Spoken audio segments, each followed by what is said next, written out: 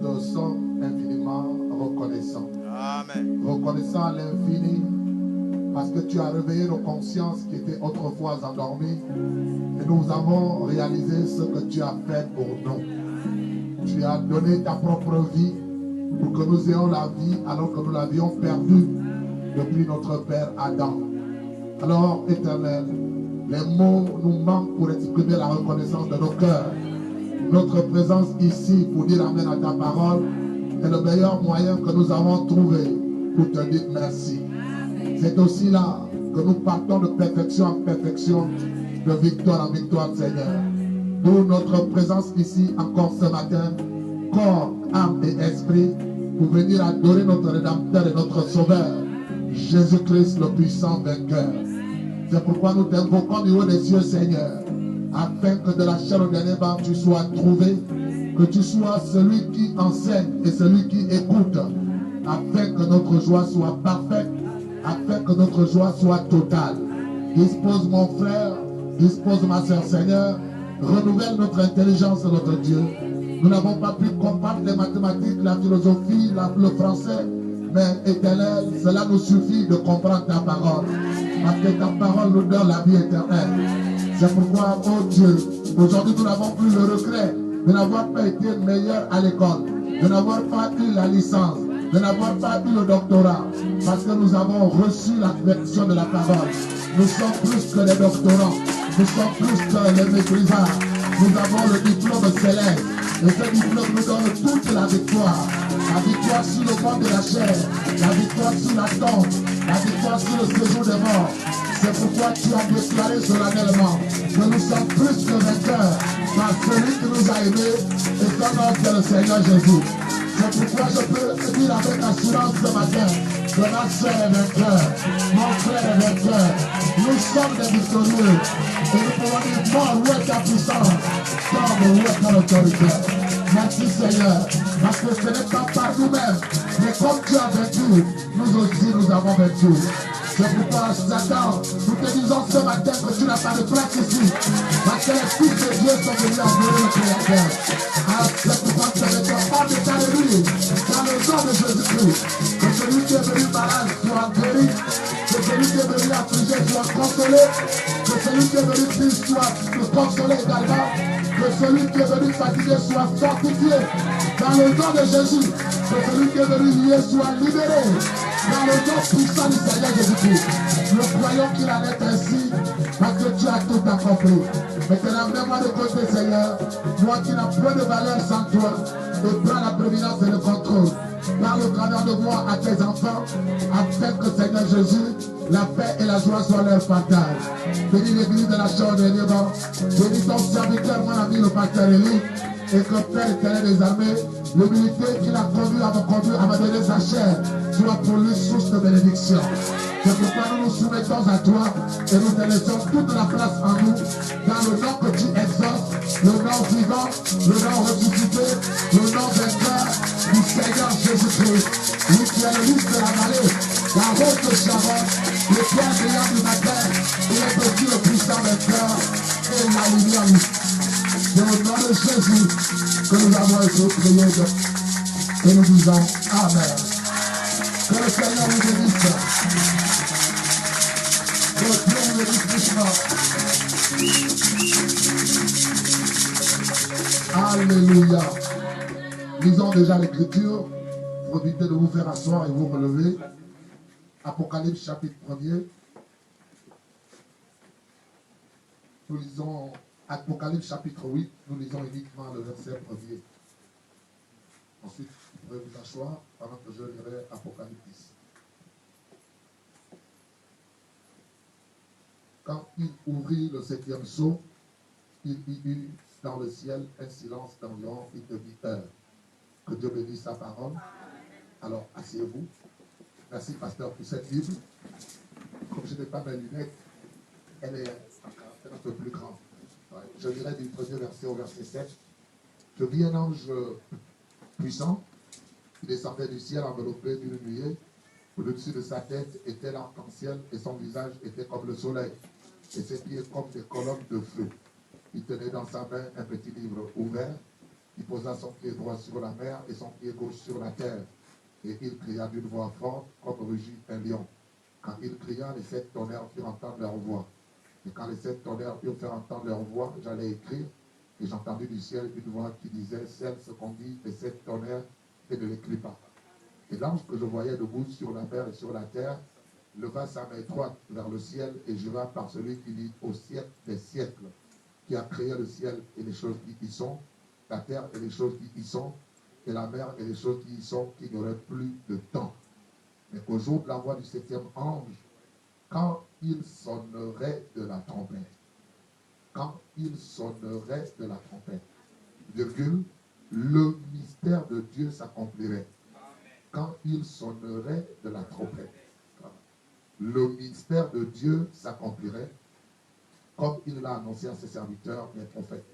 Quand il sonnerait de la trompette, le mystère de Dieu s'accomplirait.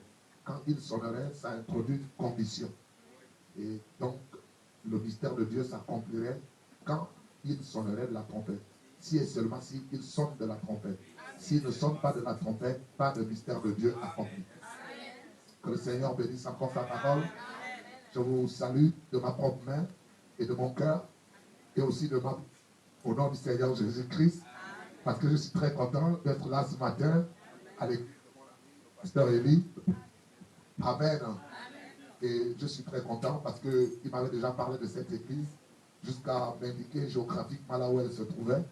Et depuis que je suis en séjour à Libreville, on est aussi venu jusqu'au parking là-bas pour avoir à peu près. Et donc je me suis lancé le défi d'y arriver sans l'appeler et sans me renseigner. Mais je me suis quand même couru quelque part, mais je n'étais plus très loin. J'avais déjà atteint plus ou moins l'objectif. Mais le but n'était pas d'atteindre plus ou moins l'objectif. Le but était d'atteindre l'objectif.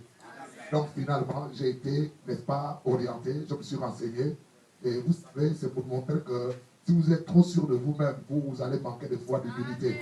Et si vous manquez d'humilité, vous allez passer à côté de l'objectif. Donc, il faut être sûr de soi-même. Mais quand vous voyez que ça se resserre, soyez humble, posez la question et l'on vous répondra. C'est Matthieu chapitre 7, le verset 7. Et alors, vous arriverez à atteindre l'objectif. Parce que le but, c'est néanmoins l'objectif. Amen.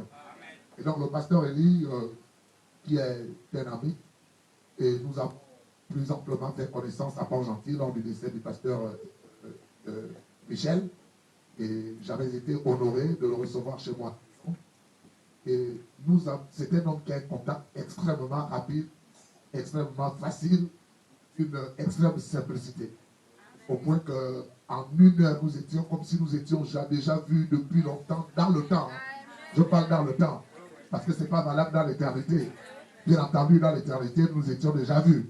Mais dans le temps, ça a pris beaucoup de temps. Et quand nous avons fini par nous voir, il m'a facilité la tâche. Parce qu'il est très ouvert, très chaleureux, il est très chaud, il est très humble, et il est très facile en termes de relations humaines. Et cela m'a beaucoup aidé.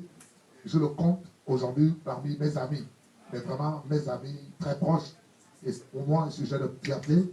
Et je crois, pasteur, que c'est moi qui suis gagnant là-dedans. C'est moi qui suis gagnant là-dedans.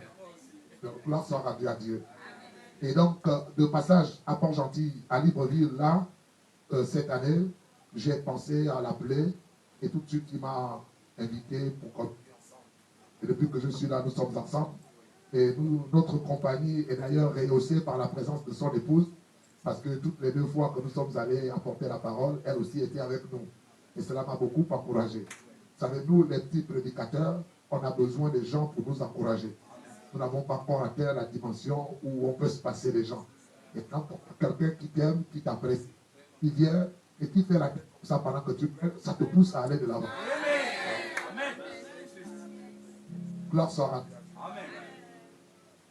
Donc je suis le pasteur Serge Eko.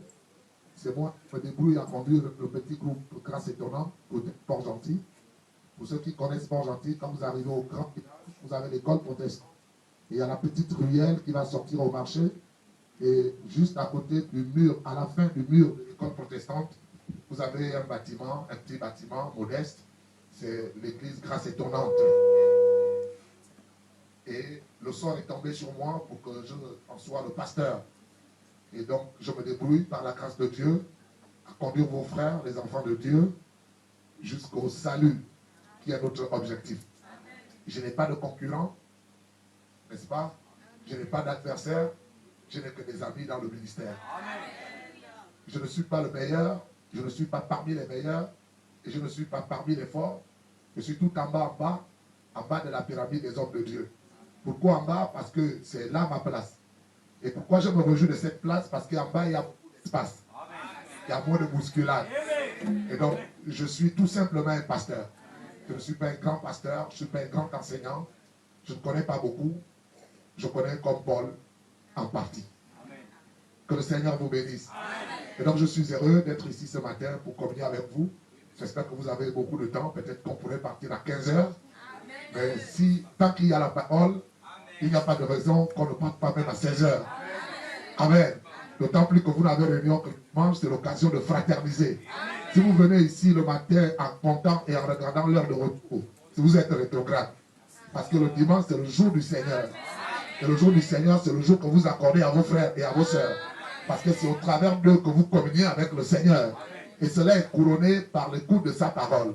Donc quand il y a la parole et que vous êtes entre frères, la Bible dit que c'est là que moi, l'Éternel, j'envoie les bénédictions. Non pas pour le temps, mais pour l'éternité.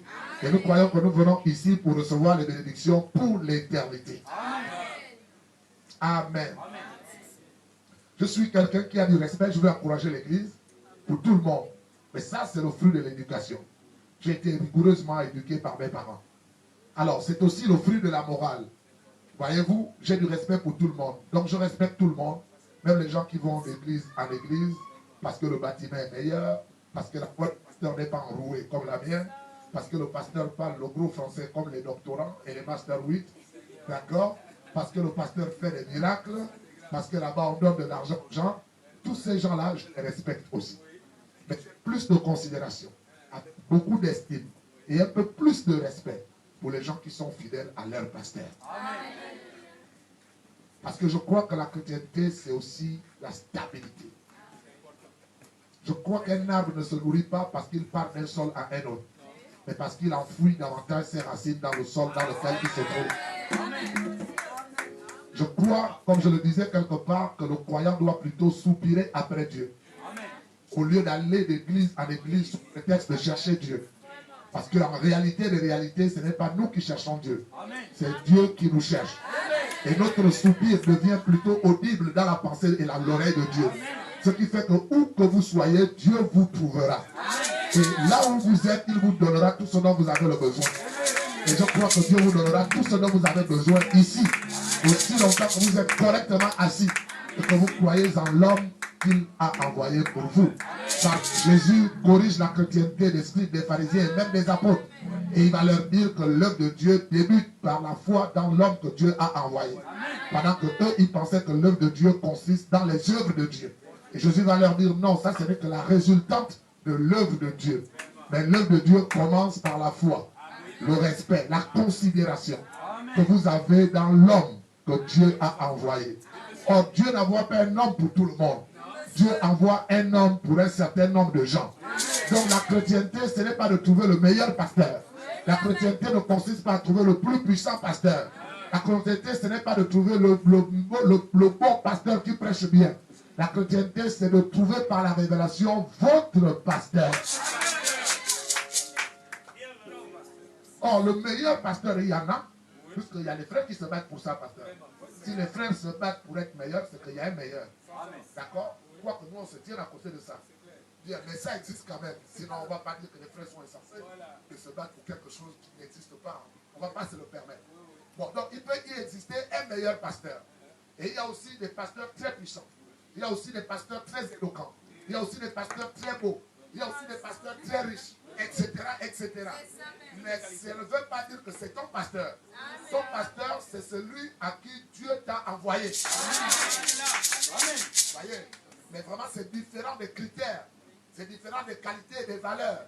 Et quand c'est ton pasteur, tu finiras par trouver en lui toutes les valeurs nécessaires pour ta conduite. Amen. Je ne parle pas de toutes les valeurs nécessaires pour ta vanité. Non, je parle des valeurs nécessaires pour ta conduite. Amen. Or, pour te conduire, des fois, il faut cogner. Pour te conduire, des fois, il faut être ferme. Pour te conduire, des fois, il faut chicoter. Pour te conduire, des fois, il faut être bête. Pour te conduire, des fois, il faut être brutal. Pour te conduire, des fois, il faut être sentimental. Il faut être doux. Ce dont on a besoin, c'est les vertus, les qualités nécessaires dans l'homme que Dieu a envoyé pour ta conduite. Amen. Un frère m'avait posé une question. Il dit, Pasteur Serge, parce que je m'appelle Serge Gros. Ce n'est pas... Il me dit, on dit que l'église doit être unie. L'épouse va parler le même langage. Mais qu'est-ce que ça veut dire avec toutes les divisions qu'on a, etc. Il ne faut pas encourager les frères à voir les choses comme ça. Il faut rassurer les frères, il faut consoler les frères.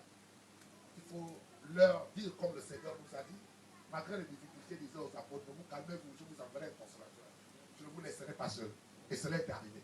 Il nous promet aussi le millénium, la vie éternelle. Elle n'est pas là. Nous le croyons par la foi. Parce que c'est une promesse de Dieu et elle arrivera. J'ai dit non, frère. C'est une promesse de Dieu. Elle s'accomplit déjà, elle est en cours. Parce que c'est l'essence même de la prophétie. D'accord? Elle dit si elle tarde, attendez là, elle est en cours. Donc la prophétie a aussi un caractère progressif. Donc un caractère qui consiste à commencer pour terminer. Mais entre les deux, elle continue, elle s'accomplit. Je dis, l'épouse qui parlera le même langage n'est rien d'autre que la manifestation de l'amour divin dans les fils et les filles de Dieu. Et cet amour divin est déjà en nous, mais potentiellement. Parce qu'il y a l'accomplissement potentiel de la parole et il y a l'accomplissement littéral de la parole. L'accomplissement littéral de la parole, c'est la manifestation de la parole qui est déjà en nous potentiellement. Alléluia. C'est pourquoi Frère Branham dit que la parole est révélée en 3 phases. Il y a la phase prophétie qui est l'annonce, il y a la phase enseignement qui est l'ensemencement, et il y a la phase manifestation qui est la maturation, l'accomplissement littéral, n'est-ce pas, la récolte de ce qui avait été annoncé, qui a été semé et qui maintenant est un fruit qu'on peut palper, qu'on peut manger. Et il ne faut pas oublier cela, et nous devons considérer cela. Et je dis, frère, cela arrivera. L'épouse ne sera pas enlevée sans avoir accompli cette écriture. Parce que les membres de l'épouse, qui sont le reste de la plantation, le reste du champ, il y a une promesse de la parole qui nous dit que le reste du champ doit atteindre la maturité de la gerbe agitée. Parce que la gerbe agitée, c'est le symbole, c'est le signe, le témoin, qui vient montrer que dans le champ, il y a d'autres semences qui atteindront la même maturité. Amen. Donc de la même manière que Frère Branham a manifesté Christ, de la même manière l'épouse doit manifester Christ. Amen. Alléluia. Amen. Car l'épouse doit être comme le messager pour lequel elle a été envoyée. Il a été envoyé. Donc nous croyons cela, frère. Et donc ne nous étonnons pas, cette parole est déjà en nous. Quand vous mangez du pain, quand vous mangez la mangue, quand vous mangez je ne sais trop quoi, le dongo, il y a des vitamines dedans. Il y a ce qu'on appelle des nutriments dedans. Mais ces nutriments ne vous font pas du bien dès que vous les mangez. Cela prend un temps. Il y a un temps de digestion. Il y a un temps de circulation par le sang. Ce temps de circulation dans le sang, c'est le temps de la distribution. Donc l'organisme, alléluia, envoie les nutriments dans chaque partie du corps qui en a besoin. Amen. Selon les déficits, selon les manquements, selon les difficultés. Alléluia. Maintenant arrive un temps donné où la manifestation de ce que vous avez mangé est réelle. Amen. Mais entre-temps, ces nutriments sont déjà en vous. Donc la vie de la parole, la manifestation de l'amour divin est déjà en nous sous forme de la parole. Et nous attendons le temps de la manifestation de cela. En ce temps-là, tu ne testeras plus ton frère. En ce temps-là, tu ne feras plus de concurrence d'église. En ce temps-là, même les doctrines ne pourront plus nous diviser. Parce que l'amour divin, l'amour de Dieu lui-même en nous, se placera au-dessus de toutes les considérations humaines. Je crois cela. Je ne crois pas seulement cela, je vis dans l'expectative de voir cela. Parce que depuis que je suis devenu chrétien, il y a une telle soif en moi de voir les enfants de Dieu se tenir la main par la main, au-delà des doctrines, au-delà des vanités, au-delà des divisions, au-delà des compréhensions différentes de la parole. Car nous avons un point commun qui est le dénominateur commun de chacun de nous, c'est la parole. C'est le Seigneur Jésus-Christ. C'est le prophète. C'est pourquoi je ne comprends encore rien à toutes les bagarres qu'il y a dans le milieu de la parole. Que le Seigneur vous bénisse. Amen.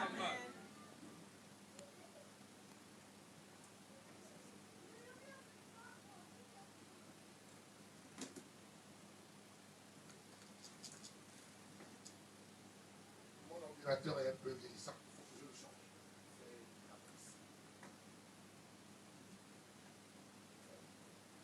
Je voudrais parler ce matin sur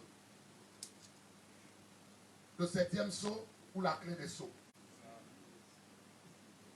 Et mon inspiration, c'est pourquoi les gens ne comprennent pas les sceaux. Voilà. Dis-nous ça là. Voilà. Donc je vais procéder de manière pédagogique. Parce que dans la pédagogie, il y a la répétition, il y a l'exercice, il y a aussi les questions et les réponses. Tous ces éléments-là aident à la compréhension. Et le but de la parole, c'est d'être comprise. Quand nous comprenons la parole, alors elle est d'un grand bénéfice pour nous. Alléluia.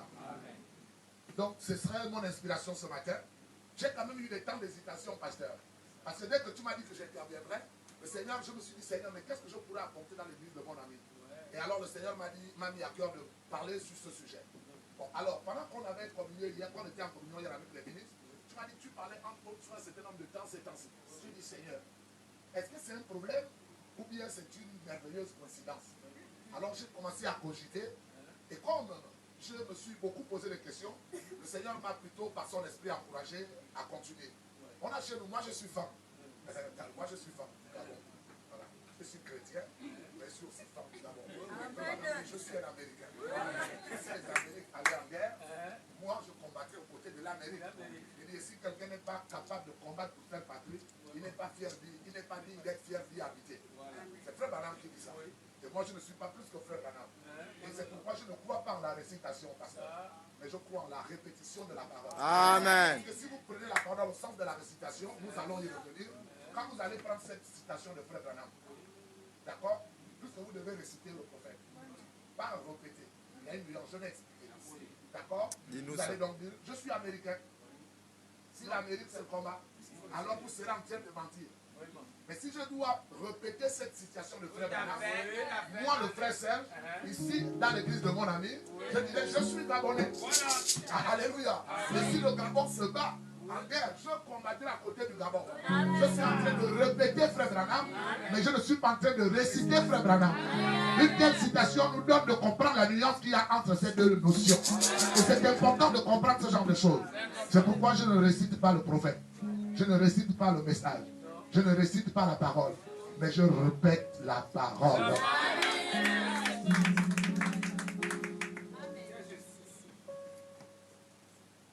Amen. Alors j'ai été encouragé à parler de ce sujet, parce que je ne crois pas aux inégalités dans la parole. Alléluia. Les inégalités, c'est des fonctions supérieures ou égales, inférieures ou égales. Je ne crois pas à cela. Je crois aux complémentarités. Je crois qu'Éphésiens 4.11, c'est la complémentarité. Ce n'est pas les inégalités. Je crois qu'Éphésiens 4.11, c'est apôtre, plus docteur, plus prophète, plus évangéliste, plus pasteur, est égal au Seigneur Jésus-Christ. C'est ce que je crois. D'accord? Je ne crois pas que c'est apôtre supérieur à prophète, ou prophète supérieur à évangéliste, ou pasteur Élie supérieur au pasteur Isaac. Non, je ne crois pas cela. Je crois que c'est le pasteur Élie, plus le pasteur Isaac, plus le pasteur David, plus le pasteur Serge, plus le pasteur Enoch, est égal au Seigneur Jésus-Christ. Et toutes les combinaisons que vous allez faire aboutiront toujours au Seigneur. Amen. C'est ce que je crois. Parce que je ne suis pas très fort pour croire les choses compliquées. Je préfère me débrouiller avec les choses simples comme ça, pasteur. Alléluia. Donc, c'est pour cela que je me suis dit, chez nous les femmes, on dit, si tu vas chez ton frère et il est en train de creuser un trou, tu ne prends pas la peine et tu commences à creuser un autre trou. Tu prends la peine et tu creuses le même trou que ton frère. C'est comme ça que j'ai été consolé et encouragé à parler de ce sujet. Donc ce matin, nous allons procéder de manière pédagogique, en nous posant la question de savoir pourquoi les gens ne comprennent pas les sceaux et en y apportant les réponses. Cela pourrait aider à la compréhension, ce qui est le but pour lequel le Seigneur avait soufflé son esprit sur les apôtres. Frère Branham arrive et il nous interprète cette écriture et il dit que ce n'était pas le baptême du Saint-Esprit, mais c'était pour leur ouvrir l'esprit afin qu'ils comprennent les Écritures. Or, c'est la compréhension maintenant des Écritures dans la chambre haute. Lorsqu'ils ont mis certaines Écritures nécessaires en place, à leur place, alors le Saint-Esprit est descendu. Amen. Amen. Quand vous avez une base, ne soyez souvent pas troublés, comme je l'ai dit ailleurs. Parce que pour ce qui est nouveau ne vient pas forcément pour troubler. Ce qui est nouveau n'a que deux possibilités. Il n'y en a pas trois. Donc ne vous inquiétez pas. Vous n'aurez pas beaucoup de situations ou de choses à gérer. Ce qui est nouveau n'a que la possibilité d'être faux. Voilà, il n'y a pas de problème. Si c'est faux, plus que vous avez une base, mettez ça de côté. Pourquoi vous paniquez? Alléluia. L'église est avec moi. Maintenant, ce qui est nouveau peut avoir aussi la possibilité d'être vrai. Amen. Alors, si c'est vrai, ne vous troublez pas. Ajoutez ça à ce que vous avez déjà. Car j'ai constaté que nous, les chrétiens, malheureusement, nous aimons les habitudes. Ce qui nous tue généralement l'ouverture d'esprit. Alors, la richesse se trouve dans la diversité de ce que nous avons. C'est pourquoi Dieu étant monté à faire les uns comme, les autres comme, les autres comme, et c'est pourquoi nous avons des styles différents. C'est pourquoi même notre corps nous enseigne suffisamment quant à la diversité des nutriments, de la nourriture pour l'équilibre de notre corps. Si vous ne mangez que du pain, vous allez tomber malade. Si vous ne mangez que les haricots, vous allez tomber malade. Si vous ne mangez que du riz, vous allez tomber malade. Et le corps est tellement intelligent que lui-même réclame, en fonction de ses carences, ce dont il a le plus besoin. Alors quand vous avez suffisamment mangé le pain, et que le corps demande de la banane, le corps est en train de vous enseigner que la banane est aussi importante que le pain. Amen. Même si vous aimez plus le riz, même si vous aimez plus le pain, votre corps va vous amener à l'humilité. Votre corps va vous faire rabaisser. Il va vous enseigner que c'est bien, tu aimes le riz, je le respecte, mais moi je suis là pour t'enseigner que la banane est aussi importante que le riz. Parce que mon équilibre dépend de tout ça là. C'est pourquoi il y a diversité de dons, mais un seul esprit. Oh, je crois que je suis dans l'église du pasteur Élie. Amen.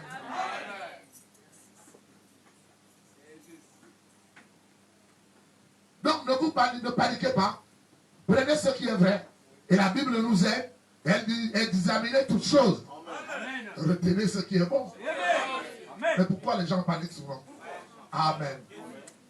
Donc ce qui nous tue souvent l'inspiration, c'est cette peur-là. Alors que nous avons des bases. Et quand nous avons des bases, nous pouvons rejeter certains matériaux et nous pouvons accueillir ce qui convient à notre plan parce que nous devons atteindre l'objectif.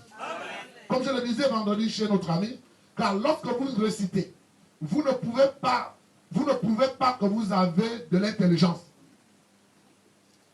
Quand vous récitez le prophète, quand vous récitez la parole, vous ne pouvez pas que vous avez compris la parole. L'église est avec moi. Vous prouvez que vous avez une bonne mémoire. La récitation, c'est la preuve que vous avez une bonne mémoire.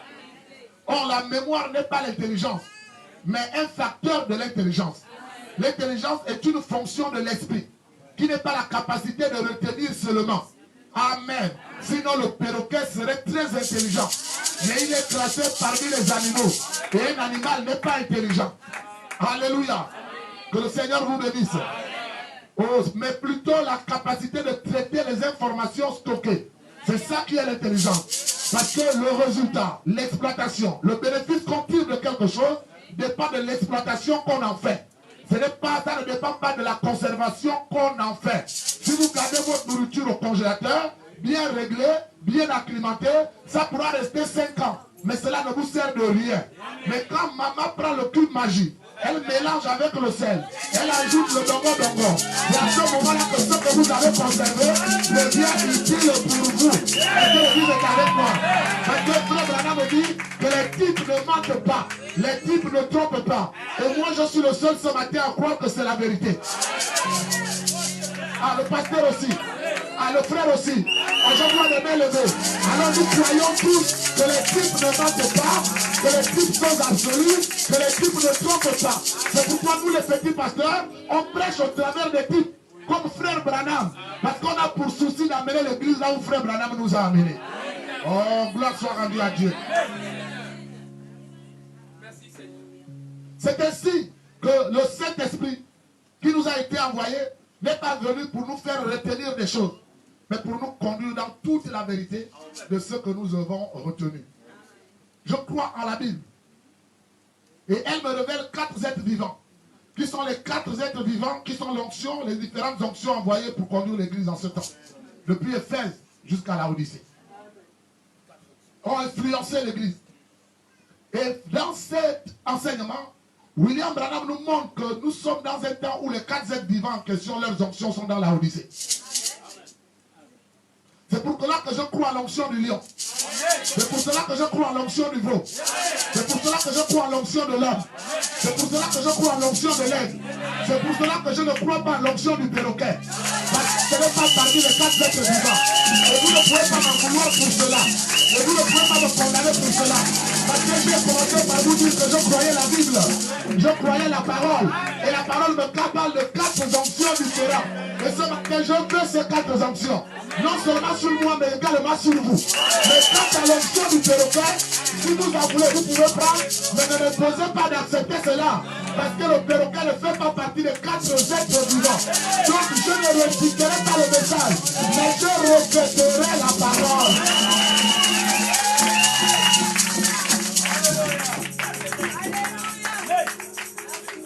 Parce que réciter, c'est dire au mot près, avec la voix, la virgule et même la gestuelle, ce qui vous a été enseigné.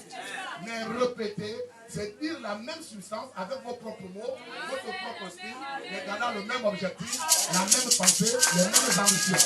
C'est pourquoi William Branham se retrouve au ciel, dans les dimensions où on ne peut pas mentir, et il affirme là-bas que j'ai prêché comme... Et les anges ne doutent pas, les saints qui sont là-bas aussi ne doutent pas. Ils acclament et ils disent, nous tenons là-dessus. Alléluia. Maintenant, au fil du Dieu vivant, est-ce que vous êtes avec moi? Nous avons les écrits de Branham, n'est-ce pas? Nous avons les écrits de Paul, n'est-ce pas? Montrez-moi là où Branham récite Paul. Branham n'a jamais récité Paul. Oh, moi, Branham, prophète de Dieu, appelé non pas selon les hommes, virgule. Et comme Dieu a été envoyé, point, jamais, jamais, jamais. Mais Branham a répété Paul, parce qu'il a prêché comme Paul, ayant les mêmes ambitions, les mêmes objectifs, le même esprit, mais conduit par le Saint-Esprit. Alléluia!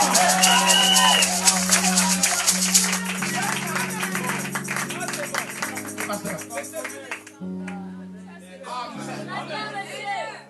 Dans l'évangile des perroquets, non. Les 4 êtres vivants, oui. Amen. Donc, répéter le prophète, ce n'est pas réciter le prophète. Mon frère Madame a dit répéter. Oui, frère, répéter, ce n'est pas réciter. Il faut qu'on calme un peu les gens. Calme-nous, pasteur. Donc, je ne suis pas contre cela. Amen. Mais je dis que je ne veux pas de cela. Vous n'allez pas me forcer, frère. Amen. Le message est venu pour nous rendre libres. Amen. Si moi, je ne crois pas comme ça, toi, tu peux croire comme ça, mais ne me force pas. La sœur ne peut pas croire comme ça. Bon, sœur, moi aussi, je ne te force pas. Donc, on peut bien avancer, n'est-ce pas? Que le Seigneur vous a béni. Donnez une acclamation pour le roi de Dieu.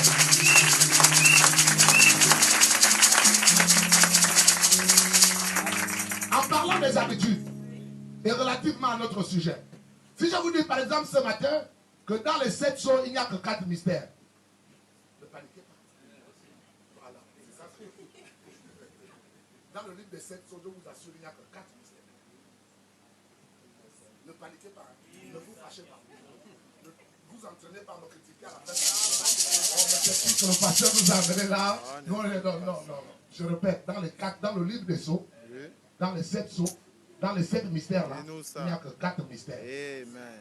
Donc le livre des sceaux nous révèle que 4 mystères. Yes. Amen. Donc ne vous fâchez pas. Ne refusez pas de manger avec moi. Ne dites pas que je suis antichrist. D'accord? Mais on peut dire la même chose en passant par d'autres chemins, tout en gardant la substance et la vérité. Amen. Et il y a des lois pour ça. Il y a des lois scientifiques. Il y a des lois dans le langage pour cela. Donc il ne faut pas qu'on ait la facilité de nous achoper. Restons dans la parole, soyons matures, soyons purs. Donc dans le livre des sceaux, dans le livre des 7 mystères, il y a 4 mystères en réalité. L'église est avec moi. Donc ne sortez pas de l'église, restez là assis. Mais donnez-moi la possibilité de m'expliquer. Soyez sereins sur la base de ce que vous avez déjà. Laissez-moi vous dire que je le déclare sur la base de la loi de la factorisation. N'est-ce pas? Que je le déclare sur le principe du résumé. Alléluia. Car sur les 7 mystères là, il n'y en a que 4. Allons-y maintenant doucement. Frère Branham dit que lorsqu'il ouvrit le premier seau, il y avait un cheval. Ce cheval était quoi? Et c'était qui? Il dit, quand il ouvrit le deuxième seau, il y avait là encore un cheval, il était quoi? D'accord? Et ce cheval-là, qui était dessus? Il révélait qui? L'Antichrist. Et au troisième seau, il ouvrit encore, c'était toujours un cheval. Et qui était dessus? C'est toujours l'Antichrist. Mais au quatrième seau, il révélait toujours. Donc les 4 premiers seaux révèlent une même chose. Et une seule chose, qui est l'Antichrist. Et l'Antichrist, c'est un seul mystère. C'est le mystère de l'iniquité. Vous comprenez, frère? Maintenant, 6 sur 7, vous enlevez déjà 4 parce que les 4 là font 1. Il vous reste 3 autres. 3 plus 1 égale combien? 4. C'est la loi de factorisation. Mettre en facteur. Alléluia. Alléluia. Mettre en facteur ce que différentes choses ont en commun. Et éliminer ce qui est différent pour ne garder que ce qu'ils ont en commun. Les 4 chevaux d'Apocalypse sont différents de couleur, mais c'est la même personne qui est dessus. On enlève les 4 chevaux parce qu'ils sont différents. Il nous reste une seule et même chose, c'est l'Antichrist. Et l'Antichrist, c'est le mystère de l'iniquité. Mais cet Antichrist se révèle au temps de la fin en 4 phases, sans changer que c'est l'Antichrist. Ou bien, frère? Merci. On peut continuer? C'est ça la loi de la factorisation. C'est le principe du résumé développement. Alléluia. Et ce mystère n'est rien d'autre que le mystère de l'iniquité. C'est pour cela que vous ne devez pas avoir peur. Vous devez croire en vos pasteurs.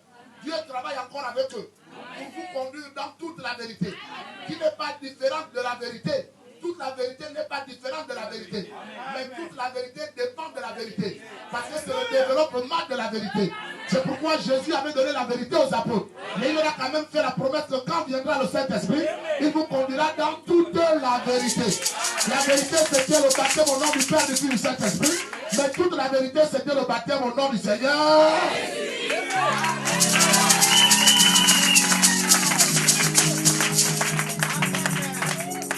Vous devez croire à vos pasteurs. Ce sont des hommes dignes que le prophète dont a parlé. Dans le conte à rebours, paragraphe 23, par exemple, maintenant, frère Branham dit, prenons maintenant l'exemple du domaine des transports. Je vous dis de croire en vos pasteurs. Et je vais placer quelque chose qui va asseoir vos foi ce matin. Il y a un temps où on avait le cheval et le bogie. Et après, nous avons eu l'automobile. C'est toujours la puissance d'un chevaux. Mais il y en a plus dans l'automobile que dans le cheval. Et donc cela permet au cheval, à l'automobile d'aller plus vite.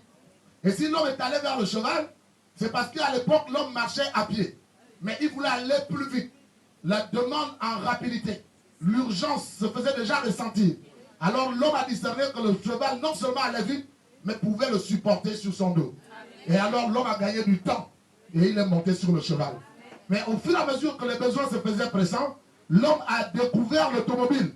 Et il a trouvé que l'automobile pouvait le porter comme le cheval, mais avec l'avantage d'aller encore un peu plus vite. Oh, l'église est avec moi.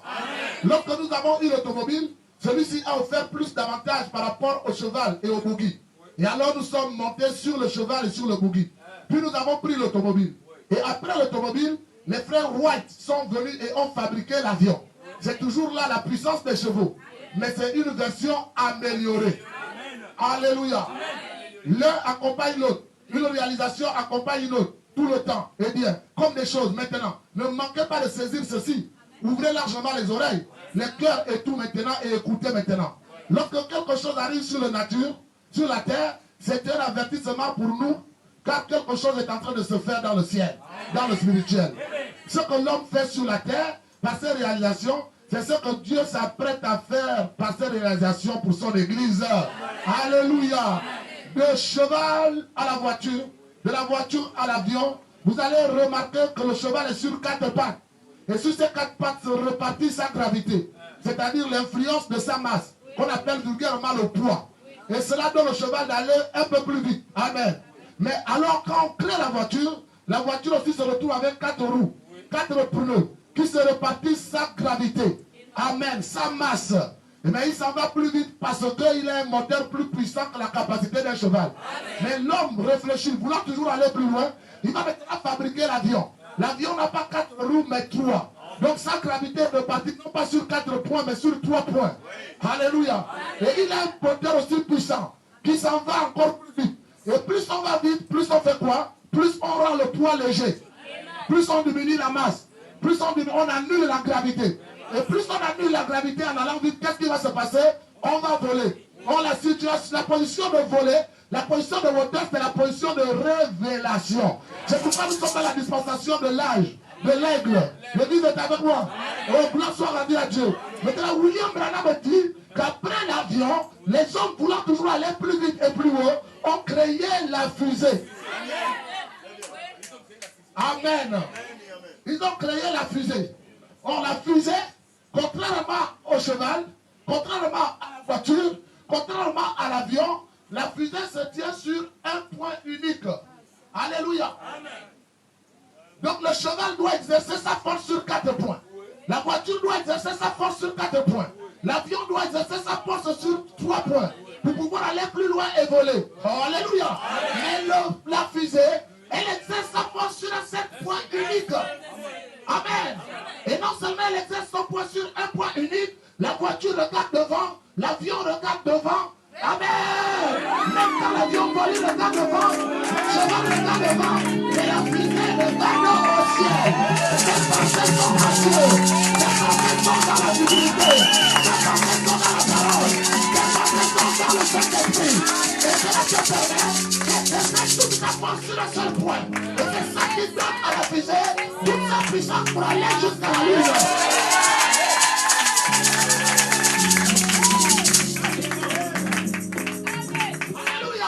C'est le type du croyant qui est préoccupé par les choses célestes. C'est le type du croyant qui méprise les choses de la terre. C'est le type du croyant qui est connecté là-bas. Alléluia. Maintenant, William Branham, dans sa pensée continue, il a dit le cheval, c'était l'époque de Luther. L'église dit, c'était la justification. Il dit l'automobile, c'était l'époque de Jocelyn. Wesley, il dit c'est la sanctification. On l'église est avec moi.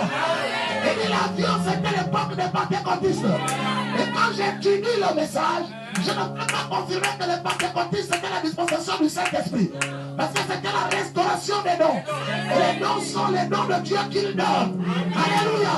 Mais Dieu n'est pas dans les dons. Dieu est dans sa parole. C'était la restauration des dons en vue de la parole. Et la parole vient par le prophète. C'est dans la parole qu'il y a l'esprit. Et c'est dans le prophète qu'il y a le Saint-Esprit. Dans la Pentecôte, c'est la restauration des dons en vue de la lumière de la parole. Et la parole, c'est jamais les dons, c'est jamais les miracles, c'est jamais la richesse. La parole, c'est toujours un homme.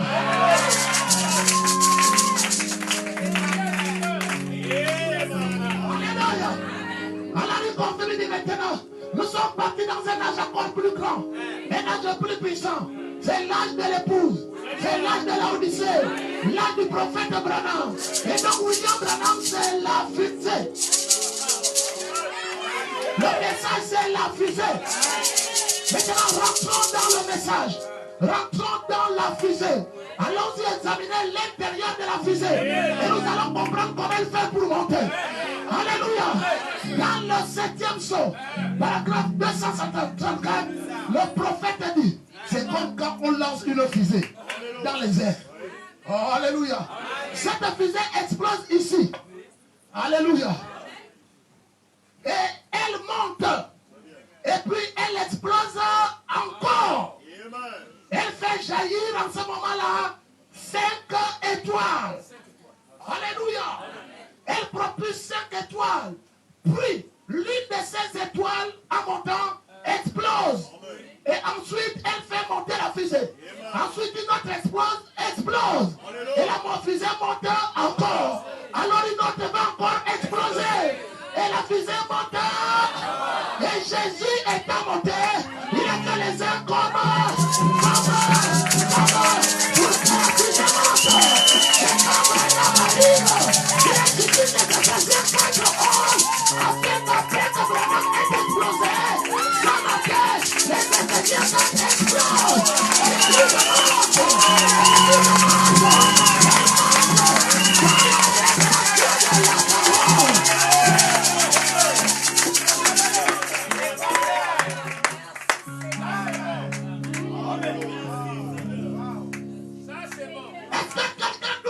ministère de plaisir?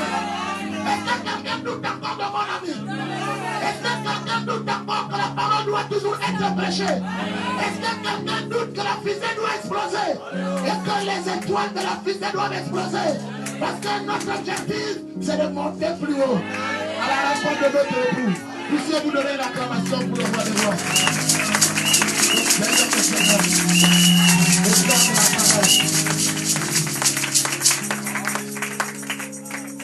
Nous allons communier sur le 7e sceau, ou la clé des sceaux. Nous allons rapidement faire un rappel sur ce que sont les sceaux. Nous savons que c'est le livre de la rédemption qui était dans la main d'Adam avant la chute. C'est ce livre qui faisait d'Adam un Dieu. Amen. Tout le plan de Dieu s'y trouvait. C'est là-dedans qu'Adam trouvait les noms de chaque animal. On lui donna la charge de les nommer. Dieu voulait s'assurer qu'Adam pouvait lire dans ce livre-là. Et ce livre n'était rien que la pensée de Dieu qui se trouvait incrustée dans la pensée d'Adam. Parce qu'au 7e jour de la création, Adam et Dieu n'étaient plus qu'un. Et il n'était plus qu'une seule pensée. Et Adam pouvait donc répéter Dieu. Dieu voulait donc s'assurer de cela, car s'il pouvait y lire, il pouvait reproduire Dieu. S'il pouvait reproduire Dieu, c'est qu'il pouvait reproduire les œuvres de Dieu. Et Dieu pouvait donc prendre les congés. Quand on est un fils capable de relever, alors on prend des congés. On prend sa retraite et on va s'asseoir au village. Et c'est ce que l'Éternel avait fait. Après avoir éprouvé son premier fils Adam, il a trouvé qu'Adam était capable, il a pris les congés. Il lui a, alléluia, il lui a donné le chéquier, il lui a donné les clés de la voiture, il lui a montré tous les comptes. Il a, alléluia, et il est parti se reposer, pas au ciel, mais en Adam même, au village. Alléluia. Adam était donc ce livre-là. Il était là-dedans et le livre était en lui. Il y avait le plan de la rédemption. Ce dernier se résume en 3 choses. Les noms des élus étaient dans ce livre-là. Le plan global de la rédemption, qui est l'œuvre du calvaire, était décrit dans ce livre-là. Mais il y avait aussi dans ce livre-là le plan du salut de chacun de nous, qui n'est pas toujours le même. C'était aussi écrit dans ce livre-là. C'est pourquoi Dieu ne pouvait pas permettre que le diable s'en empare. Parce que si le diable s'emparait de ce livre-là, c'était le chaos total. Il devait le lire et empêcher Jésus d'aller au calvaire. Il devait le lire et effacer ton nom. Il devait le lire et t'amener à ne pas croire au temps de ton salut quand le pasteur Isaac Élie devait te rencontrer. Amen. Car nous avons été potentiellement tous sauvés sur le bois du calvaire, mais nous sommes individuellement sauvés chacun en son temps au moyen de l'écoute de la parole. Et c'est ce salut qui achève la rédemption dans sa totalité ainsi que dans la joie. Amen. Et ce matin, nous sommes sauvés, mais tous les élus ne sont pas encore sauvés. Parce qu'à chacun son jour, selon le plan de Dieu, qui se trouvait dans le livre de vie, dans le livre des sceaux. Amen. Alors quand Adam tombe, Dieu aimait Adam, mais Dieu ne pouvait pas prendre Adam et le relever. Parce qu'il avait le choix entre le livre et Adam. Quand Adam chute, Dieu laisse Adam tomber. Je crois qu'Adam s'est même cassé les dents. Je crois qu'il a pris des points de suture. Je crois qu'il s'est cassé la jambe. C'était une chute trop terrible. Parce que c'est Satan qui l'avait poussé. Et quand Satan vous pousse, ce n'est pas pour blaguer. C'est pour en finir avec vous. Mais Dieu a laissé Adam se fracasser. Fracture après fracture. Point de suture après point de suture. Toutes les dents cassées. Mais Dieu s'est préoccupé à récupérer le livre. Alléluia. Parce que l'éternel savait qu'Adam ne pouvait pas restaurer le livre, mais le livre pouvait restaurer Adam.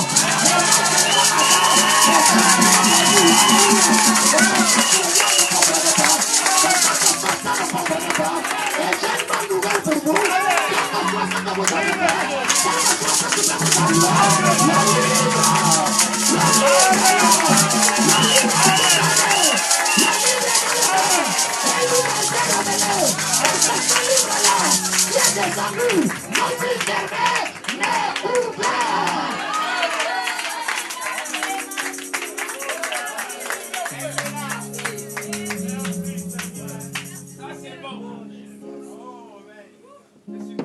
Alléluia. C'est pour cela que Satan ne pouvait pas s'emparer de cela. Maintenant, qu'est-ce que le 7e sceau? Ça c'est pour le livre. Le 7e sceau, c'est le sceau du livre. C'est ça qu'il faut comprendre. C'est le sceau qui cachait tous les autres sceaux. C'est lui la clé des sceaux. Amen. Et vous savez qu'une clé est faite pour ouvrir, mais aussi pour fermer. Et il faut bien le comprendre. Amen. Et quand vous savez ça, vous ne savez pas seulement que cela. Vous savez aussi qu'une clé n'ouvre pas n'importe comment. Et elle ne ferme pas aussi n'importe comment. Elle ouvre quand c'est fermé et elle ferme quand c'est ouvert. Mais il faut avoir toutes ces précisions-là. L'église est avec moi. C'est ce livre-là qui mettrait Adam debout. Le maintenant immortel. Et donc l'autorisait à manger de l'arbre de vie. Car le livre de l'arbre de vie et l'arbre de vie était une même et seule chose. Avant que Dieu ne le plaçât de chérubin. Adam avait accès à l'arbre de vie. C'est grâce à cet arbre qu'il ne connaissait pas le bien et le mal. Mais il ne connaissait que le bien. C'est-à-dire Genèse chapitre 2, le verset 16 au verset 17. L'Éternel Dieu donna cet ordre à l'homme. Tu pourras manger de tous les arbres du Jardin. Or, l'arbre de vie était où? Au jardin. Écoutons, allons-y tout ensemble. Mais tu ne mangeras pas de l'arbre de la connaissance du bien et du mal. Un seul arbre qui lui avait été interdit. Donc il mangeait l'arbre de vie.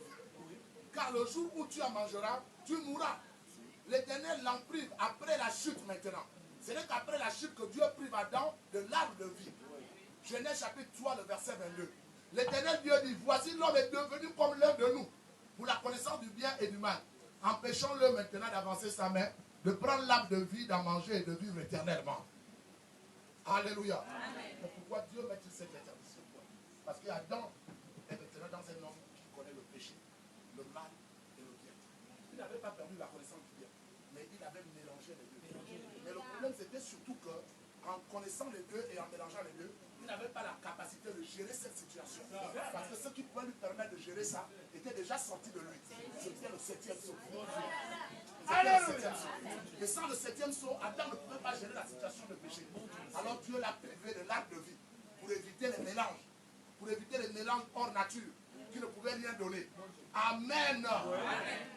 Il connaissait donc le bien et le mal. S'il continuait à venger l'arbre de vie, or l'arbre de vie, sa conséquence, c'est que tu ne meurs pas quand tu le manges. C'est-à-dire qu'il devait perpétuer le mal. Il devait rester avec le mal indéfiniment. Et le mal devait avoir la vie éternelle. Et le mal ne devait plus jamais finir. Oh, l'église est avec moi. C'est pourquoi Dieu l'a interdit de toucher à l'arbre de vie. Amen. Afin que Dieu trouve lui-même d'abord la solution pour régler la question du mal. Solution qui a été trouvée sur le bois du calvaire. Une fois cette solution trouvée, alors au temps du soir, le livre est devenu ouvert pour que nous puissions maintenant le manger et le passer de la mort à la vie. Pourquoi Dieu ne voulait pas de ce mélange? Parce que la chair et le sang, le péché et l'iniquité n'héritent pas le royaume des cieux. Il fallait d'abord régler cette question-là afin de séparer l'homme du péché, afin que la vie éternelle puisse totalement et parfaitement revenir. Amen. Amen. Donc il fallait qu'il y ait l'expiation. Et les saints d'autrefois sont maintenant montés dans l'éternité. C'était toujours après l'expiation. Il ne pouvait pas y aller avant l'expiation. Sinon il serait allé à la 6e dimension avec le bien et le mal. Donc ils avaient rendez-vous avec le Seigneur là-bas, au paradis. Et quand le Seigneur est mort, je crois qu'il est d'abord allé laisser le riche, l'un des malfaiteurs. Parce qu'il lui avait dit, ce soir même, mais tu crois tellement, tu as tellement la foi. Mais si tu es humble, tu reconnais tes péchés. Tu viens de te sacrifier. Je viens de te les pardonner. Je ne peux plus t'amener en enfer. Ce qu'on va faire dès qu'on quitte ici, je t'amène là-bas. Après je descends, tu vas aller chercher Abraham, tu vas aller chercher Jacob, tu vas aller chercher Israël, tu vas aller chercher tous les prophètes. Et quand il est descendu là-bas, Job a poussé un cri de joie. Il dit Alléluia, je vous l'avais dit, j'ai duré ici, le temps est longtemps passé, mais je vous l'avais annoncé que mon rédempteur était vivant. Au dernier jour, il me ressuscitera. C'est de lui dont je vous parlais, c'est de lui dont je vous avais parlé. Il a dit à tous les prophètes, c'était de lui dont je parlais. Et quand ils l'ont reçu et ils l'ont reconnu, ils ont eu contact avec l'esprit qui annule le péché. Et la Bible nous dit quoi? Que le jour après, ils sont ressuscités. Mais c'est tout qu'on respectait. Regardez vous, ouvert, tout seul. La terre a dit, non, moi je ne peux pas garder ces gens. Amen. Comme vous ne voulez pas vous ouvrir. Vous allez voir ça avec moi la terre. Séisme. Parce que je crois que la terre avait déjà dit au temps, ouvrez-vous, ouvrez-vous. Moi je ne sais pas. s'appelle la résurrection est ici. Je ne peux pas continuer à garder ces gens. Tombeau, ouvrez-vous. Ils refusent. La terre a dit attendez. Moi j'ai une science qu'on appelle le séisme. La Bible dit les tombeaux s'ouvrent. Alléluia. Les rochers se fendillent. Les saints qui étaient morts autrefois sont ressuscités. Et on les a vus dans les rues de Jérusalem. Oh alléluia. Ils étaient à l'église comme un matin comme celui-ci. Ils étaient dans la communion fraternelle. Et les saints de ça aussi le voyaient. C'était la joie totale. C'était la fête totale. Alléluia. La mort était terminée. La question du péché était réglée. La vie éternelle pouvait se dispenser. Et on attendait le 7e âge pour ramener le livre totalement ouvert. Oh, il mérite des acclamations, le roi des rois.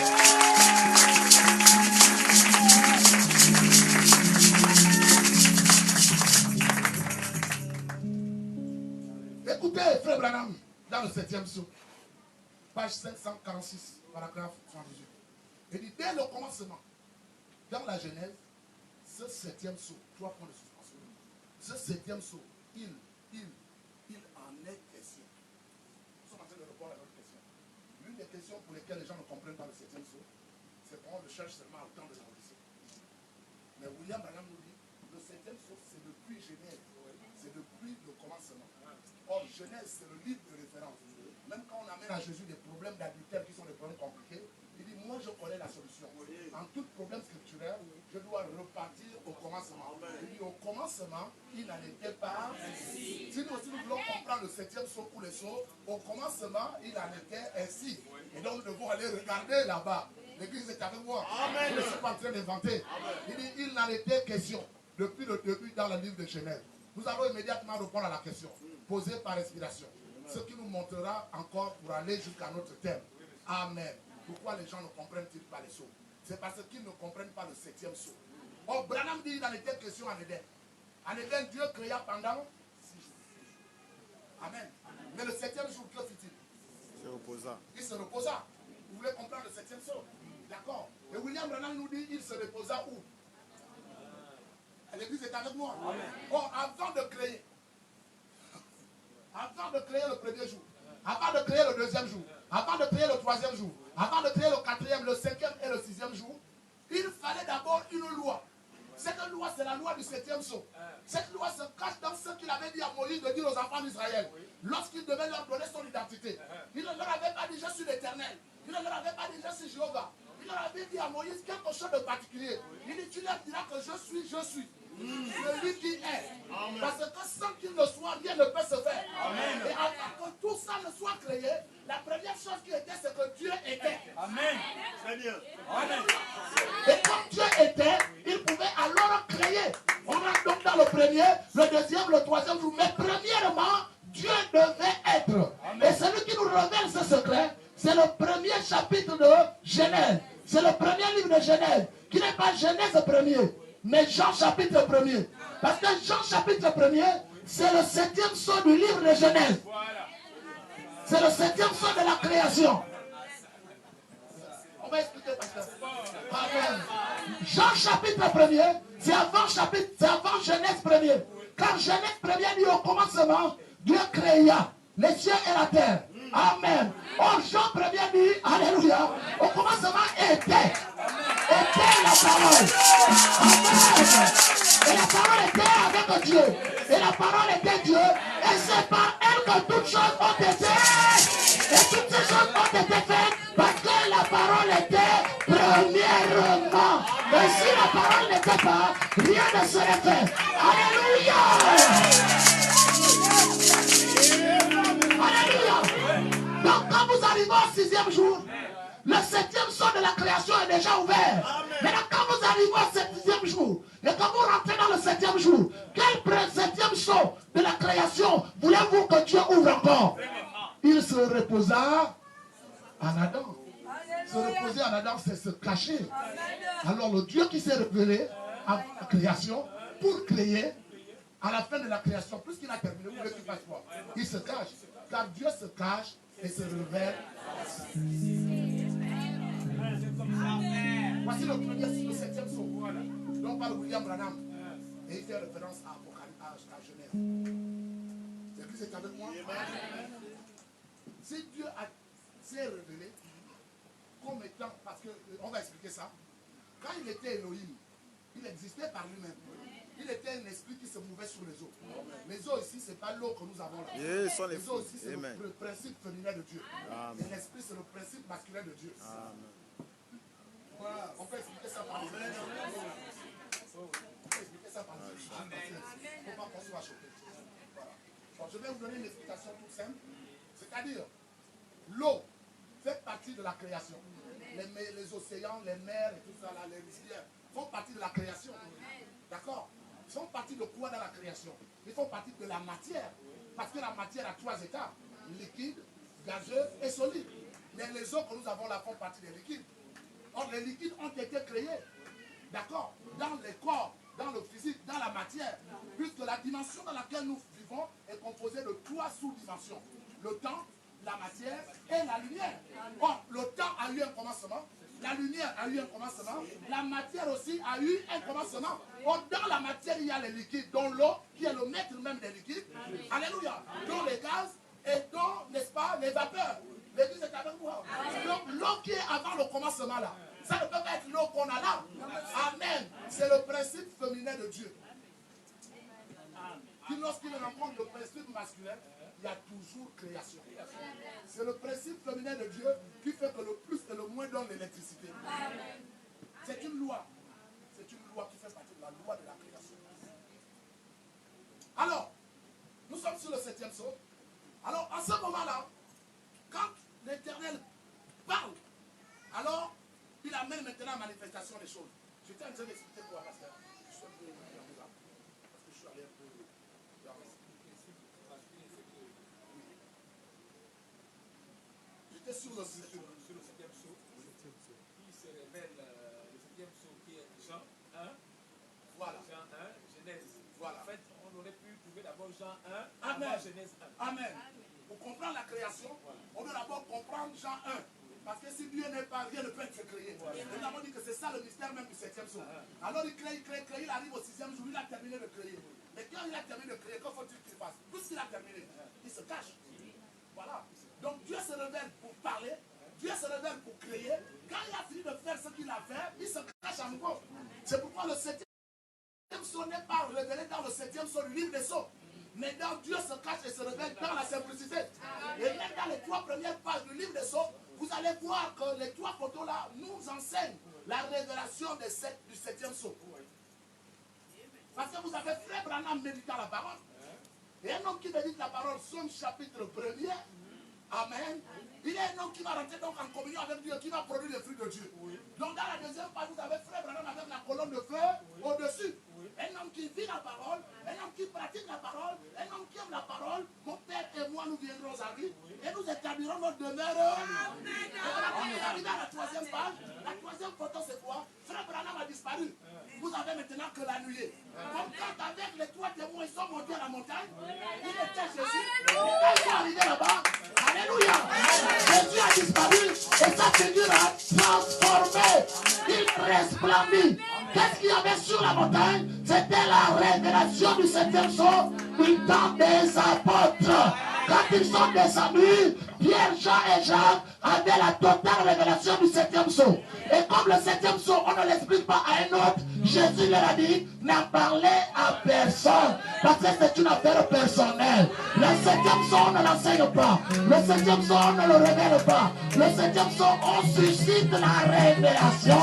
Parce que le 7e psaume, ce n'est pas toi de chair, ni le sang, mais c'est mon Père dans les cieux qui te l'a révélé.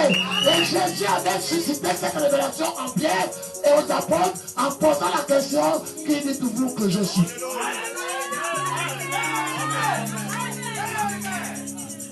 Donc on va corriger, on va mettre les choses en place. Ce matin, le pasteur Serge n'est pas en train de vous révéler le 7e psaume.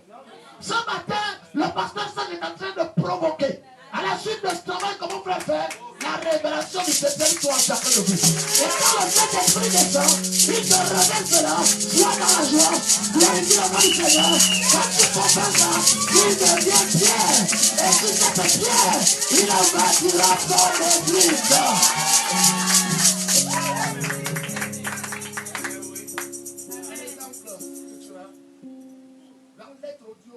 frère Levi. Il était question du 7e saut. De la première page au la dernière. Frère Madame parle à frère Levi, parle. À la page 8 ou page 18, frère Madame dit à frère Levi, je te donne des brides. Je paraphrase. Hein. Je te donne des arguments. Je te donne des éléments, frère Levi. Écoutez ce qu'il dit à la fin. Il dit, mais à toi-même de tirer ta propre œuvre. Donc le 7e saut, c'est que le pasteur provoque la révélation. Mais le Saint-Esprit lui-même en toi te dit qu'il n'est pas Jésus. Il n'est pas Élie. Il n'est pas l'un des prophètes. C'est le Christ, le Fils du Dieu vivant. Je peux prêcher ici toute une nuit, le 7e saut. Je peux prêcher ici des années.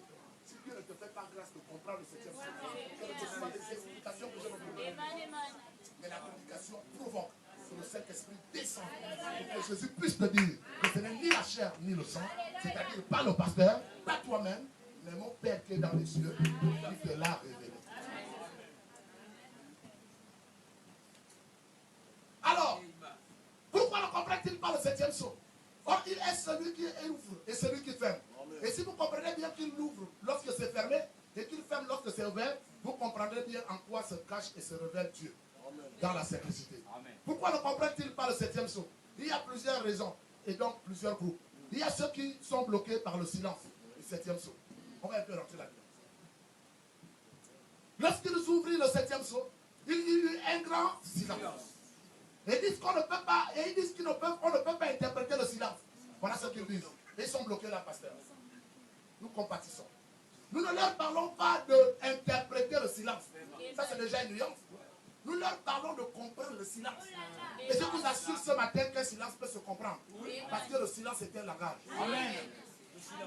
Maintenant, expliquons premièrement ce silence de manière factuelle, afin d'ouvrir la compréhension de tous. Et que même les opposants, nous soyons tous d'accord. Alléluia. Avant d'aller plus loin. Alors, il y a premièrement deux types de silence. Pourquoi? Il y a le silence absolu et le silence relatif. Puisque le silence est le contraire du bruit. Le silence, c'est le contraire du son. Or, le bruit et le son sont des grandeurs physiques mesurables. Ce n'est pas moi qui invente.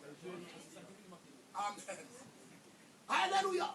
Le silence, c'est l'opposé du bruit. Le silence, c'est l'opposé du son. Pour qu'il y ait le silence, il faut une absence totale de bruit.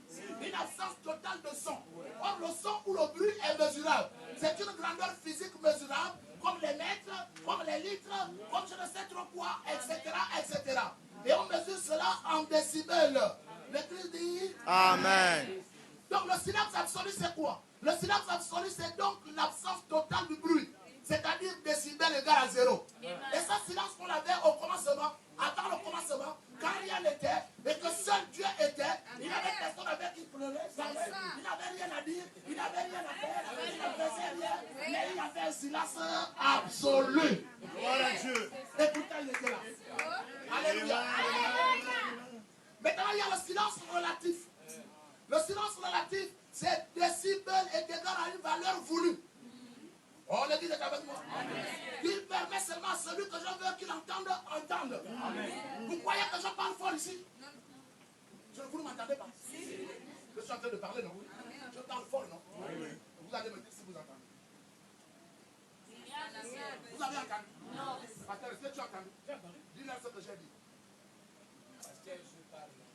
Pourquoi vous n'avez pas entendu? Vous l'avez entendu? Parce que j'ai réglé mon son à un volume, à un niveau de décibels où il n'y a que le pasteur qui doit entendre. Et vous, Alléluia. pas. Ça, c'est le silence relatif. L'Église est avec moi. Maintenant, je vais vous dire quelque chose.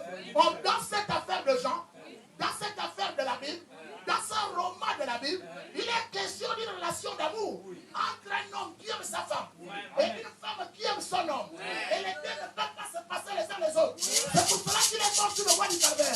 Maintenant, toute personne réellement mariée, qui connaît la règle du mariage, qui connaît l'amour entre un homme et sa femme, il saura que entre un homme et sa femme, il y a toujours un silence relatif, mais il y a une grande communication là-dedans.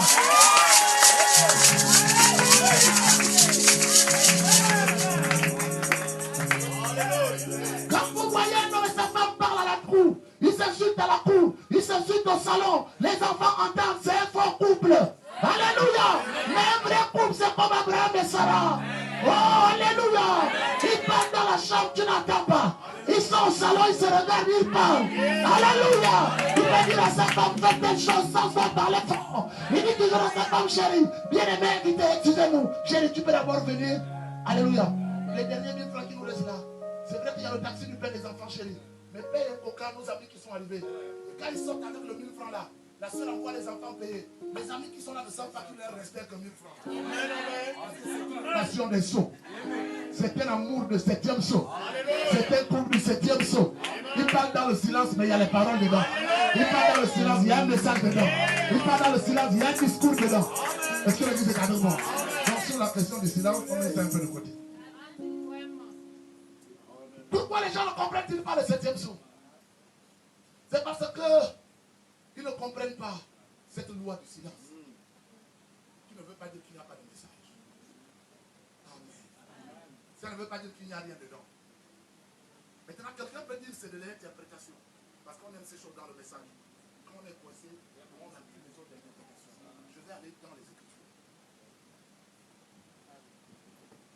Je crois que ni les anges qui étaient à Sodome et Gomorrhe, ni Lot n'avaient écouté quand Elohim avait dit, partirai-je sans dire les secrets de mon cœur à Abraham. Mais je crois que quand il avait parlé à Abraham, Abraham lui l'avait entendu. Parce qu'il y avait une intimité entre l'Éternel et Abraham. Je crois que les enfants hébreux qui criaient ne nous parlent plus, entendaient les tonnerres. Or, un bruit bruyant, sans message, est comme un silence. Et donc, eux, ils étaient dans le silence. Mais Moïse entendait la parole. Amen. Et comme il avait une intimité entre Moïse et Josué et Caleb ont fini par recevoir ce que Dieu avait dit à Moïse. Amen. Il y avait le silence pour les autres, mais il y avait un message. Amen. Merci Seigneur. Pourquoi ils ne comprennent pas le 7e saut? C'est parce que le 7e saut est le principal qui est lié au principe même de la mission des gens. Et généralement, les étudiants de la Bible vont à la fin. Apocalypse 6. Et ils étudient le 7e saut. Apocalypse 10. Et ils cherchent la révélation du 7e saut. Vous ne pouvez pas parfaitement comprendre la révélation du 7e saut si vous ne comprenez pas la mission de Jean. Parce qu'une partie, l'essentiel du 7e saut se cache dans la mission de Jean. Oh, l'église est avec moi. Amen. Et cette chapitre se trouve dans Apocalypse chapitre 1er. Gloire soit rendue à Dieu. Parce que dans Apocalypse chapitre 1er, il est précisé la mission de Jean. Et quand Jean s'en va, l'ange lui dit viens. Il ne lui dit pas seulement d'écrire ce qu'il entendra. C'est ça tout le problème, frère. Oh, merci Seigneur. Apocalypse 6. Car si vous allez si vite dans Apocalypse 6 et 10, pour comprendre les sons, en oubliant la mission de Jean, qui se trouve dans Apocalypse 1, vous allez vous attendre à chaque fois à entendre. Alors que Jean avait pour mission, non pas d'écrire seulement ce qu'il entendra, mais d'écrire ce qu'il verra également. Amen. Apocalypse 1, 10 à 11. Je fus ravi en esprit. Ça, c'est la mission de Jean. Au jour du Seigneur. Et j'entendis derrière moi une voix forte, comme le son d'une trompette. Cette voix lui disait quoi? Elle disait, ce que tu vois, écris-le dans un livre et envoie-le aux 7 églises qui sont en Asie. Ce que tu, pas seulement ce que tu entendras. Quand tu entendras et que tu verras, écris. Quand tu entendras, écris. Mais quand tu verras seulement, écris toujours. Or, le 7e saut, quand vous le lisez bien dans Apocalypse 6, le 7e saut n'a pas de bruit. Le 7e saut, Jean ne dit quasiment pas que j'ai entendu. Mais au premier saut, j'ai entendu. Le deuxième saut, j'ai entendu. Le 3e saut, j'ai entendu. Mais au 7e saut, il vit. Alléluia. Alléluia. Amen. Dans le 7e saut, Jean nous fait une description essentiellement des choses qu'il avait vues. Et quand on écrit en regardant seulement, il n'y a pas de bruit. Mais cela ne veut pas dire qu'il n'y a pas de message. Quand je vous rapporte quelque chose que je suis en train de contempler, que je suis en train de voir, que je suis en train de regarder, quel bruit voulez-vous m'exister? Je ne suis pas en train de parler. Je ne suis pas en train de vous parler des choses que j'entends. Je suis en train de vous parler des choses que je vois. Je vous les décris. Si vous avez la foi, vous croirez à cela et vous comprendrez la même chose que moi. Voici un des problèmes de la révélation du 7e saut. On va l'attacher particulièrement à ce qu'on entend. On il est plus que les 6 autres sauts. Quelque chose plutôt qu'on voit. Ça, c'est dans la Bible. Et normalement, ça ne doit pas faire de débat. Et si vous lisez bien, le 16e taux tel qu'il est décrit est plus quelque chose que Jean avait vu, qu'il avait entendu dans les autres sauts. Il est régulièrement dit, j'entendis. Je regardais, j'entendis. Mais au 7e saut, il a dit, je regardais. Il décrit un certain nombre d'événements qu'il voyait. Mais ce n'est pas parce que cet événement ne faisait pas de bruit que rien ne se faisait. Autour du trône, quelque chose de se passer. Les gens avaient la mission de nous décrire ça. Et ils nous envoient ça et vous ça vient à vous doutez. Vous doutez comment faire. Amen. Il y avait donc du silence. Mais cela ne signifie pas que rien ne se faisait. C'est deux choses différentes, frère. Et si quelque chose se passait, il doit y avoir donc un message, une révélation, conformément à la mission de Jean, qui était entre autres d'écrire ce qu'il devait voir. Miséricorde. Pourquoi voulez-vous exiger à quelqu'un qui écrit des choses qu'il voit, qu'il y ait du bruit ou des sons dedans? Mais calmez-vous, frère. Soyez lucide. Vous devez comprendre la parole en revenant dans la pensée et les contextes de Dieu. Pourquoi voulez-vous entendre du bruit dans un récit quand vous faites des choses contre vous?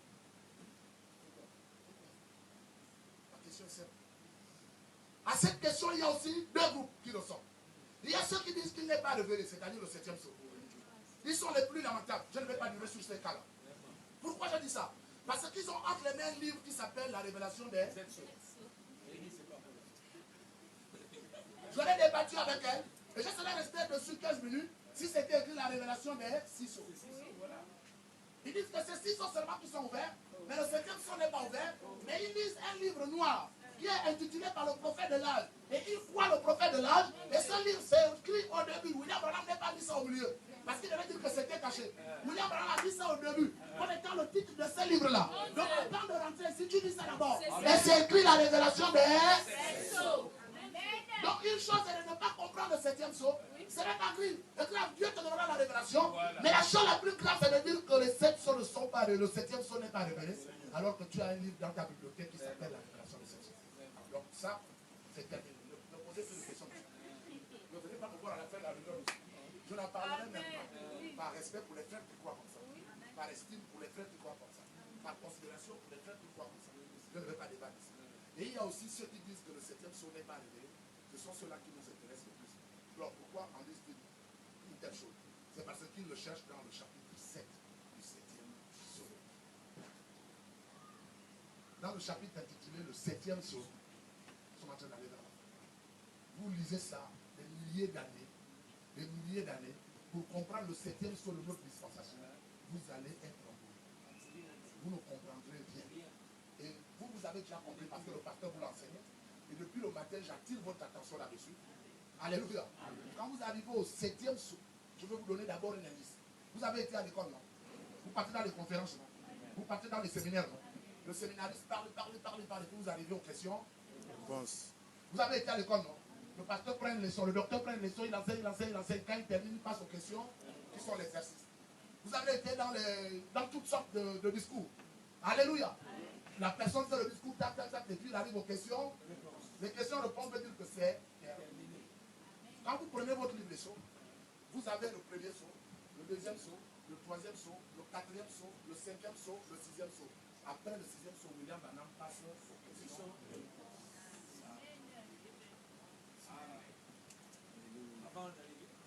Amen. Après question-réponse, il parle maintenant du 7e saut. Quand vous partez ouvrir le 7e saut, pour étudier le 7e saut de notre dispensation, William Branham vous a déjà dit que ici, je ne suis plus là-dedans. C'est clair. Mais pourquoi? Mais parce que vous venez de terminer le 6e saut. Oui. Or, s'il termine le 6e saut, c'est que le 7e saut s'est premièrement ouvert. Parce que le 7e saut, c'est celui qui ouvre les... Alléluia. Mais comment arrivez-vous à la fin sans commencer par le commencement? Comment pouvez-vous arriver à Libreville sans passer par Abifoun, sans passer par Libreville? Au PK12. Frère, vous allez passer par le PK12. Si je vous trouve à Bifoun sans passer par le PK12, le pasteur et moi vous impose les mains, vous êtes un sorcier.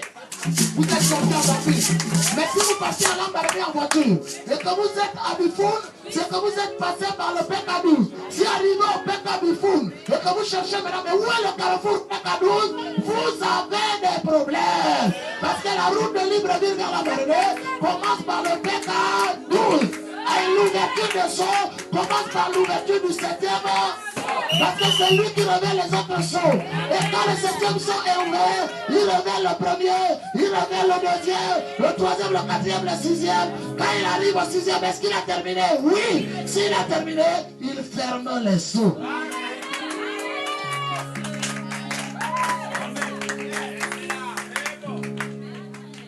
Voilà pourquoi ils ne comprennent pas. Parce qu'ils cherchent l'ouverture du 7e sceau dans le 7e sceau. C'est une cacophonie totale.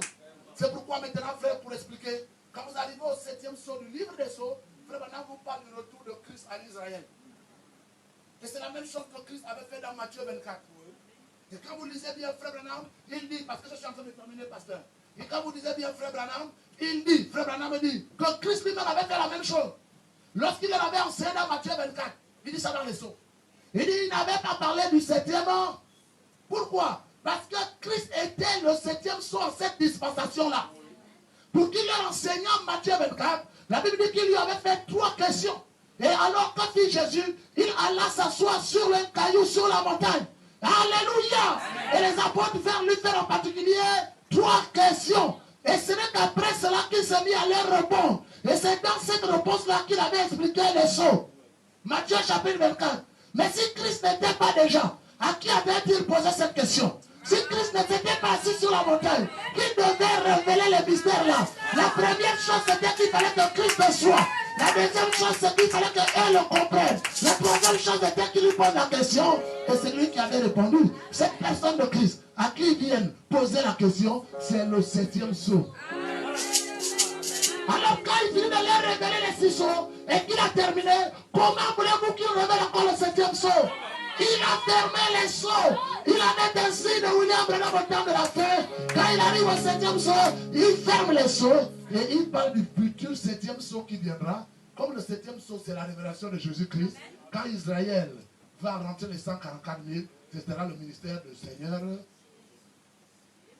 Et Jésus parle de ce ministère parce que dans Matthieu 24, la révélation du 7e sceau de l'autre dispensation ne concernait pas les Juifs.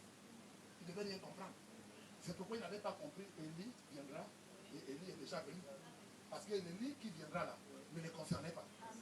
Et donc dans le 7e sceau, dans Matthieu 24 aussi, si Jésus leur avait parlé de l'ouverture du 7e sceau actuel, qui a été manifesté à William Branham, ils ne devaient pas comprendre. Alors il saute ça, il va directement leur parler du 7e sceau qui est l'ouverture du 7e sceau quand Christ descend le concours, dans le concours de Pinot. Mais je crois que c'est clair. Pourquoi? Parce que Dieu se cache et se révèle dans la sagesse. Il se cache pour révéler, et il se cache pour fermer, et il se révèle pour révéler. Alléluia. C'est ça le mystère de Dieu qui s'accomplit.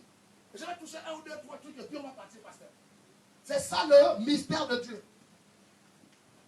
Pasteur, il est quelle heure? 12 heures. Ok. C'est ça le mystère de Dieu. La révélation de Jésus-Christ. Et bien, mes frères, si vous lisez attentivement votre Bible, vous allez voir que toute révélation commence toujours par la révélation de Jésus-Christ. Je vous avais fait la preuve tout de suite avec Genèse, qui est positionnée par Jean, chapitre 1er. Alléluia. Et c'est pour vous dire, quand vous prenez les mystères de Daniel, vous allez voir que Daniel révèle d'abord Jésus-Christ. Après, il révèle les mystères qu'on lui demande de cacher. Quand vous arrivez à l'Apocalypse, qui est le livre de la révélation de Jésus-Christ, Apocalypse commence comment? Révélation de... Et chaque fois que Christ se révèle, c'est lui qui révèle l'Antichrist. C'est lui qui dévoile l'Antichrist. Parce que celui qui nous cause des problèmes, c'est l'Antichrist. Parce qu'il est caché au travers de 4 insectes, au travers de 4 chevaliers. Parce qu'il a l'apparence de la piété. Mais quand Christ se révèle, la première chose qu'il fait, c'est de révéler l'Antichrist. C'est pourquoi après l'ouverture du 7e sceau, nous avons la révélation des 4 premiers sceaux qui mettent en nu l'Antichrist. Or, l'Antichrist déshabillé, l'Antichrist dénudé, nous donne la victoire sur le péché, la victoire sur la fausse adoration, la victoire sur l'idolâtrie, la victoire sur le mensonge, la victoire sur la prostitution. Quand vous avez la révélation du 7e sceau, vous êtes plus que vainqueurs par celui qui vous a aimés.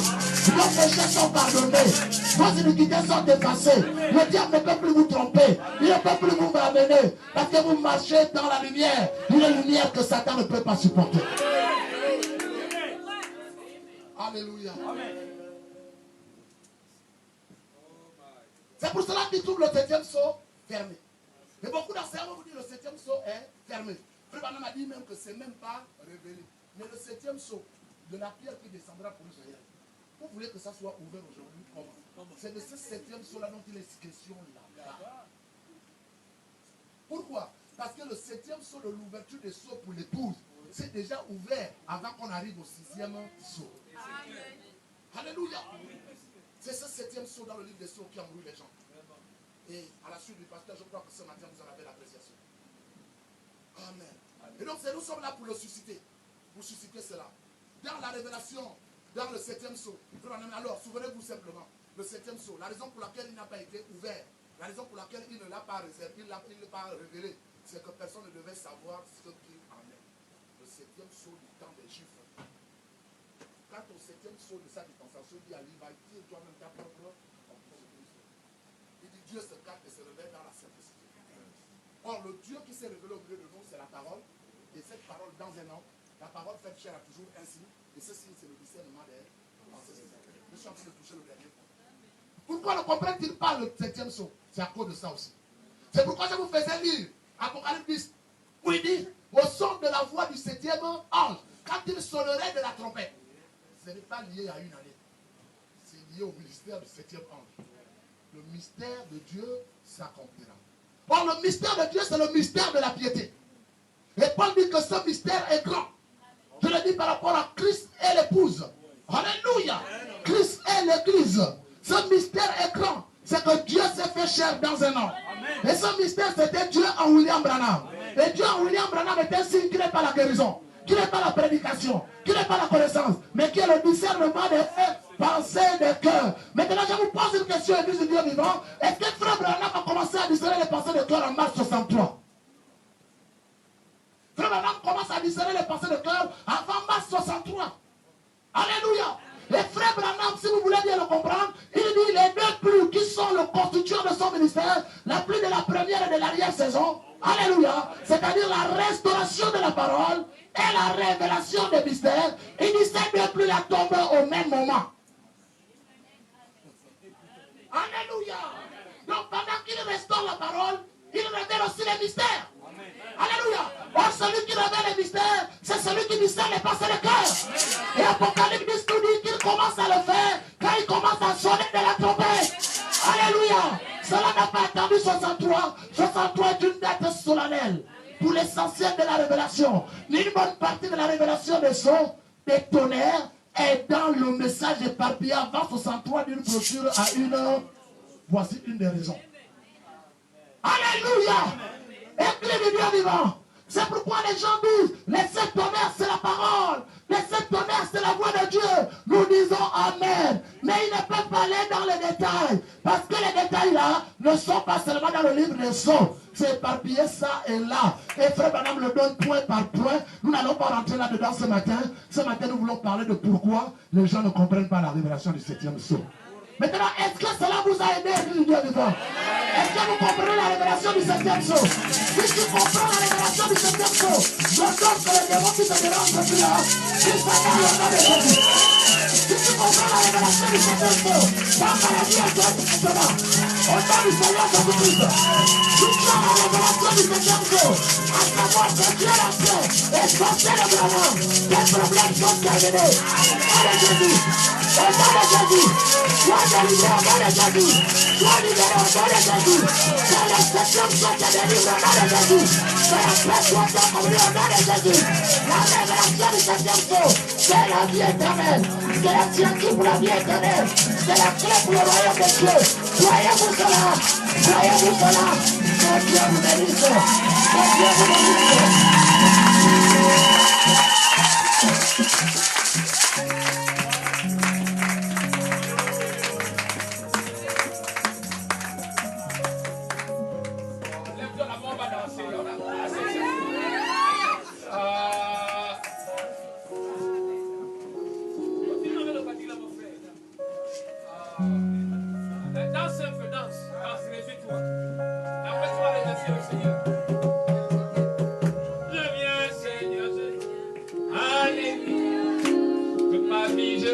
Fais tout ce que tu je dirai pas tout ce qui Jésus est dans mon sauveur.